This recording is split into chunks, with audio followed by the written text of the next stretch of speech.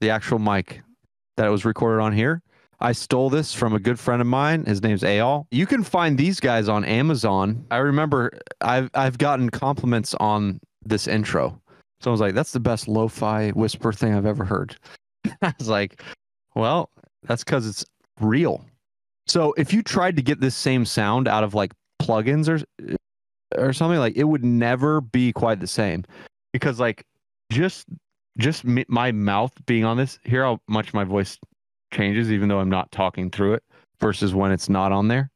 So like literally just the microphone itself and your lips being so close and your air hitting the diaphragm in a certain way, you're not going to be able to get that from like a filter or something.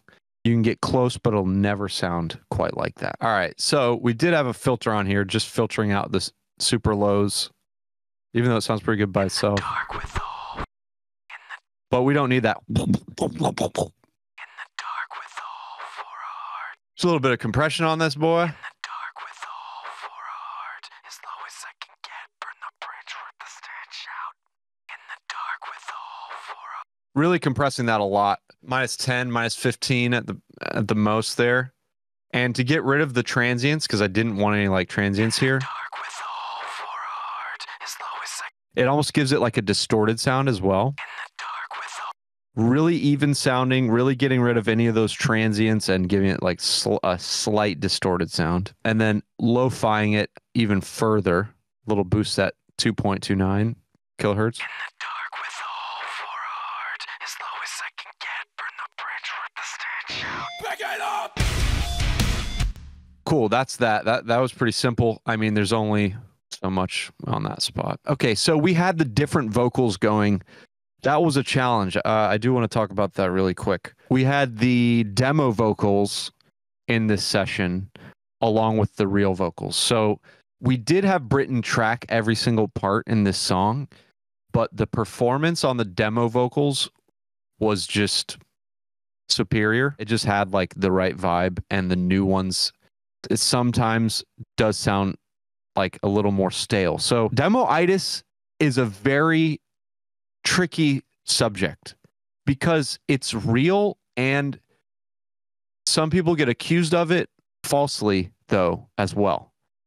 Sometimes people are right where it's like, I liked the demo better. You should definitely have like trust your engineer. So if your engineer has only heard the demo one time and then here's your performance one time, that guy doesn't have demo-itis. He's just heard two options. And if he's like, yo, this thing sounded better before, can you do it like that? Can you make it sound like that? Can we use that performance?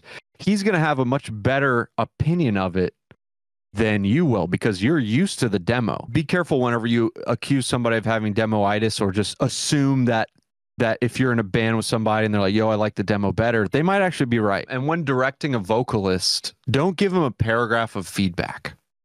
Just give them an overall note. So if between takes and you want them to change something, don't say, on this word you need to change this, on this word you need to change this, at the beginning of this, whenever you go to this, do this. Like, no.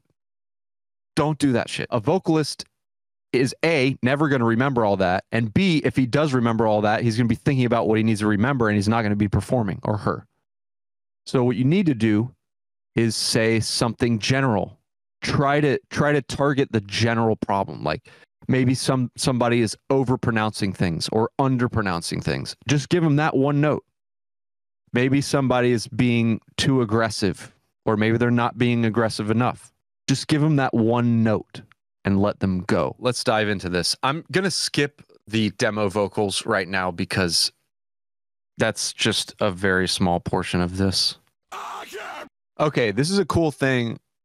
A lot of people have asked, before we even go to these plugins, the vocal chain. A few important things. A, he was in a dead ass room. There's no reverb in this room. You can't hear the room. In the demo vocals, you can, but that doesn't matter. The vocal mic was U87. That was going into a distressor. The preamp might have been my UTA or my Chandler. I can't remember, but it was a nice preamp. It was U87? Okay, that's what I thought. And then look at what we have here. This is it. This is all we have.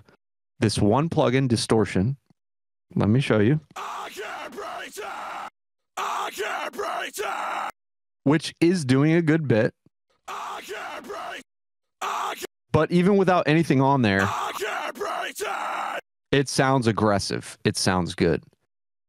He just sounds like that. What do we got here? I can't breathe it. A very aggressive compression. This is just the compressor that comes with Pro Tools. The attack is set so fast that it's kind of distorting. I can't breathe. You can make it even crazier. I can't breathe it. Like it's a part of the plan. I like this compressor for stuff like this to make it basically like limited so fast that it's like distorting. Like it. So we already have the distressor that compressed it. And now we have the compressor that's basically just limiting this thing. De-esser, here we go.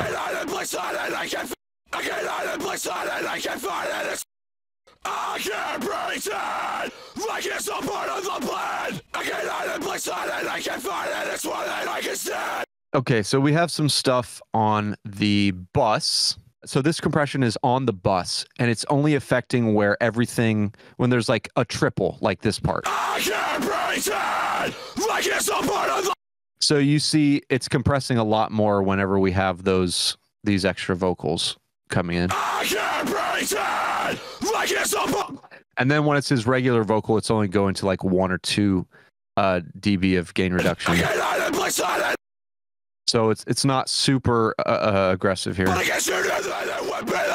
There's a lot of volume coming from it, but it's hardly doing anything unless there's a group. I also have a de-esser on the whole thing too.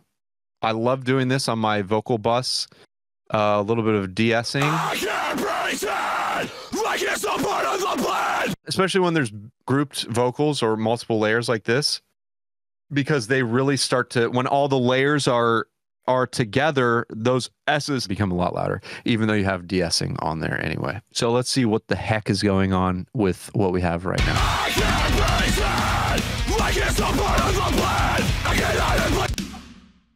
So we could probably have his voice sound a little clearer. I bet that's what this is doing. Yep. Around 5 kilohertz being boosted. It's being turned down as well.